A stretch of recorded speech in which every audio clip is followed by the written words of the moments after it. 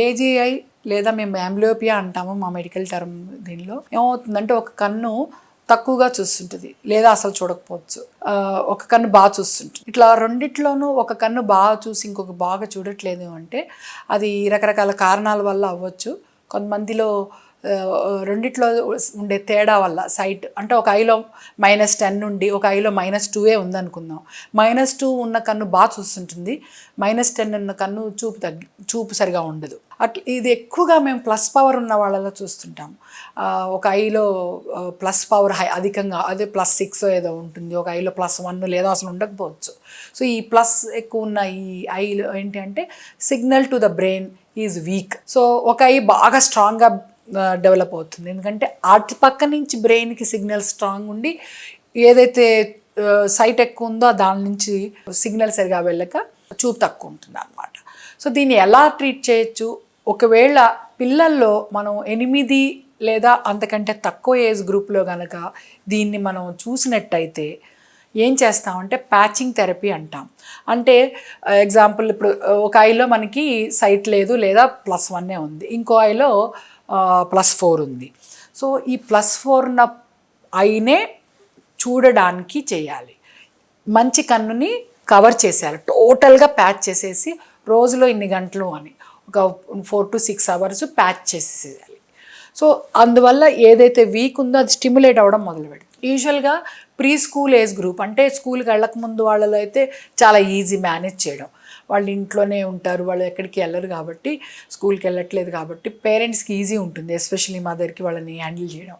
School age group వచ్చాక కొంచెం కష్టం ఉంటుంది, ఎందుకంటే స్కూల్కి వెళ్ళినాక ఒక కన్నుతోనే చూడాలి, అది కూడా వీక్ అయితే చూడాలి అంటే ఫస్ట్ వాళ్ళకి సరిగా కనపడదు అని ఒక లాంటి ఇన్సెక్యూర్ ఫీలింగ్. రెండోది పక్కన ఉన్న పిల్లలు వాళ్ళని అంటే హేళన చేయడం లాగా అని ఫీల్ అవుతుండొచ్చు, వాళ్ళు దాన్ని కొంచెం వాళ్ళకి ఇబ్బందిగా ఉంటుంది అన్నమాట, అట్లా ఒక కన్నునే మూసి చూసేది. బట్ ఏదైనా ఎఫర్ట్ ఆ పేరెంట్ టీచర్ తోటి కొంచెం హెల్ప్ తీసుకొని కనుక సిన్సియర్గా ఈ ప్యాచింగ్ కనుక ఫాలో అవుతే 99% ఆఫ్ కేసెస్లో వాళ్ళు ఆ లేజీ అయ్యి ఇంప్రూవ్ అవడే అవకాశం. అయితే మనము కొన్నిసార్లు 8 ఏళ్ళ తర్వాతనో 10 ఏళ్ళ తర్వాతనో 12 ఏళ్ళ తర్వాతనో కానీ ఫస్ట్ టైం వాళ్ళ చెకప్కి తీసుకొచ్చినప్పుడు లేజీ అయ్యి ట్రీట్ చేయడం కొంచెం కష్టం.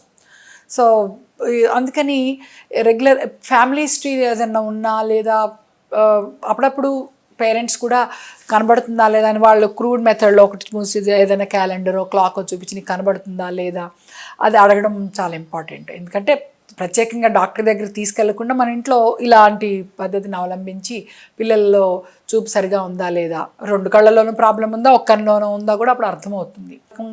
ఇప్పుడు లేజీ ఐలో ఏమంటే కంటి వెనక నరాలు అన్నీ కూడా హెల్తీగా ఉంటాయి, ఇది only signal weak to the brain, అందువల్ల వచ్చేది. సో దీనికి మందులు కానీ ఆపరేషన్లు కానీ ఏమి ఉండవు. చాలామంది ఎంత డబ్బు ఖర్చు అయినా పర్వాలేదు సర్జరీ చేయండి అనో ఏదో అడుగుతూ ఉంటారు పిల్లల్లో, కానీ అది కష్టము, ఎందుకంటే ముందుగా చూసినప్పుడే ఈ ప్యాచ్ థెరపీ ద్వారా మనం చేయొచ్చు. ఇంకొక సిచ్యువేషన్ ఏంటంటే స్క్వింట్, మెల్లకన్నులో కూడా ఇలాంటివి జరగవచ్చు. సో మెల్లకన్నునైతే మీరు చూసేస్తారు, ఎందుకంటే క్రాస్ అయ్యి కనబడుతుంటుంది కదా మీకు కూడా పిల్లల్లో ఉందా లేదా అనేది. సో అట్లాంటి వాళ్ళల్లో యాక్చువల్లీ ఎక్కువ బెనిఫిట్ అవుతారు, ఎందుకంటే పేరెంట్స్ మెల్లకన్ను ఉందని అర్థమైపోద్ది. మెల్లకన్ను లేనప్పుడే ఈ లేజీ ఐని గుర్తించడం ఆలస్యం అవుతుంటుంది. సో మెల్లకన్ను కూడా ఇదివరకు రోజుల్లాగా మెల్ల అదృష్టం అనేది కాదు. మెల్లలో ఏం జరుగుతుందంటే ఒక కన్ను బయటకో లోపలికో తిరిగితే ఒక కన్ను మటుకే ఫిక్స్ అయి ఉంటుంది.